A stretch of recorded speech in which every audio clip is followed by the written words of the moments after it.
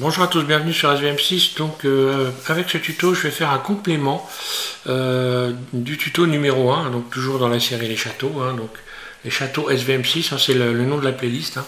Dans le premier tuto, j'ai fait donc ces espèces de corniches là, c'est des créneaux en fait, et je les ai modélisés d'une façon, et en fait à partir de la minute numéro 6, quand vous regarderez le tuto, il y a un problème, j'ai laissé des faces internes, et j'ai donc assez mal comment réaliser cette partie-là. En fait, je me suis compliqué la vie. J'ai réalisé, puisqu'on la voit, mais j'aurais pu faire beaucoup plus simple. Et donc, suite à un commentaire qu'on m'a fait récemment, je vais donc faire un petit complément et vous expliquer comment faire beaucoup plus simple que ce que j'ai fait sur le tuto numéro 1. Donc, ça sera un numéro 1 bis, tout simplement. Voilà. Donc, ça vous fera déjà une autre façon de réaliser la même chose, mais d'une autre façon, c'est déjà intéressant de toute façon du point de vue donc de la modélisation. Alors je repars sur une fenêtre neutre et je remodélise donc cette couronne en quelque sorte. On est sur la version 2.82 de Blender toujours, et cette fois-ci donc je vais rajouter un plan. Alors non, grosso modo c'est à peu près la même chose, sauf que pour ne pas avoir de face interne, il y a beaucoup plus simple. Je me suis cassé les pieds pour rien. J'y ai pas pensé en fait. Je connaissais le truc, mais j'y ai pas pensé en fait. Alors je fais une rotation sur Y, RY, oui, RY 90, voilà. Je vais me réveiller. Mode Edit, puis extrude. J'ai fait pareil, donc je fais une petite extension. Mode arrête, je sélectionne cette arrête et je vais faire un CTRL B. Donc c'est ce que j'ai fait dans le premier tuto. Voilà, et je vais aller ici chercher donc le profil, custom, profil, et ici preset corniche. Voilà, je n'ai plus qu'à rajouter une vingtaine de segments ici, je crois que c'est 20, j'ai mis, oui, ça doit être 20 segments, et voilà, j'ai ma corniche qui s'est, en fait la forme de ma corniche qui vient de se réaliser. Alors ensuite je sélectionne tout et je vais faire exactement la même chose. Je vais supprimer la moitié ici, donc en mode vertice. Je sélectionne tout, je me mets en vue 1, puis avec B je sélectionne ici, voilà, je sélectionne tout, pardon, je me mets en mode transparent, Alt Z, puis B, je sélectionne la moitié des vertices ici, voilà, et je vais faire X, supprimer les vertices. Voilà.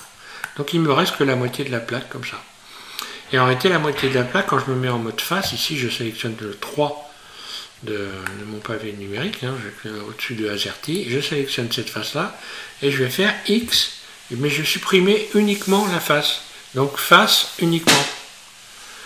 Face seulement, voilà, face seulement. Donc il me reste tout le tour. Et ici, tout le tour, je vais pouvoir l'utiliser pour faire tourner. Et ça va me permettre de ne pas avoir de face interne, tout simplement. Donc là, je vais déjà réduire ça un petit peu. Je vais faire un GY, là, voilà, sans trop aller loin ici. Alors, je vais retirer les vertices qui sont là. X, dissoudre les vertices, voilà. Je dois en avoir un, non, c'est bon, j'en ai pas ailleurs. Donc GY, voilà. Je réduis tout ça, je sélectionne tout. Je vais faire une surface sur Y, c'est ce que j'ai fait donc déjà dans les premiers tutos. Et maintenant, je vais donc pouvoir retourner cet ensemble, le mettre du bon côté, en faisant donc une rotation R, je me mets en 1, voilà. Donc ça va être un RY 180, là. Également, je vais le déplacer sur l'axe Y, donc GY, comme ceci. Et voilà. Et maintenant, je me mets en vue dessus, donc je refais la même chose que ce que j'ai fait, sauf que là, il n'y aura pas de face interne, donc je n'ai juste qu'à cliquer ici sur faire tourner. Ici, je clique sur le plus, et là, je vais rajouter 32. Voilà. 32. Et voilà, tout s'est fait directement. Je n'ai pas de face interne. Donc si je regarde bien l'ensemble, ça me donne ça. Je n'ai pas besoin de retirer des faces internes, il n'y en a pas. Et après, il suffit de faire comme sur le tuto numéro 1, de faire un emporte-pièce, et puis de découper. Donc la suite du tuto, c'est toujours la même sur le tuto numéro 1. À partir de la minute, après la minute 6, eh bien on peut reprendre le tuto. Bon, je vais le faire vite fait quand même. Voilà, je rajoutais simplement un cube. Ajouter un cube, voilà. Puis surface, puis S. Donc je suis en vue de dessus, oui, en vue de dessus. S, Y. G, Y. Je viens le mettre en plein milieu ici. S, Z, G, Z. Là, vue 1. Donc là, je suis en plein milieu d'un rayon là. Et je vais me mettre en vue dessus et encore une fois, je vais utiliser l'outil faire tourner. Donc mode edit, je sélectionne tout le truc. Faire tourner. Et là, sauf que là, je vais pas mettre 32, mais je vais en mettre 16. La moitié. Là. Voilà.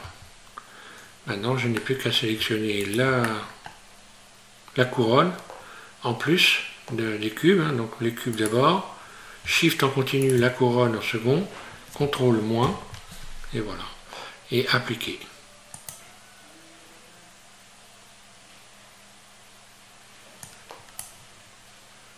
Donc voilà, les modificateurs appliqués.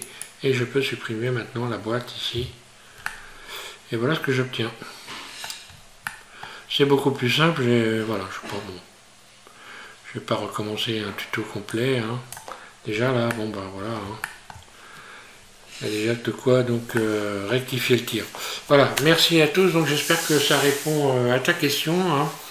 J'ai perdu ton nom. Philippe, donc oui, voilà, Philippe qui m'avait posé cette question. Voilà, merci à tous de suivre SVM6 et puis donc je vous invite à continuer cet ensemble de tutos. Là, je viens juste de faire les meurtrières, donc voilà, vous pouvez suivre. Donc il suffit simplement de taper les châteaux SVM6 et vous aurez la playlist avec toute la suite de tutos. Merci à tous de suivre SVM6.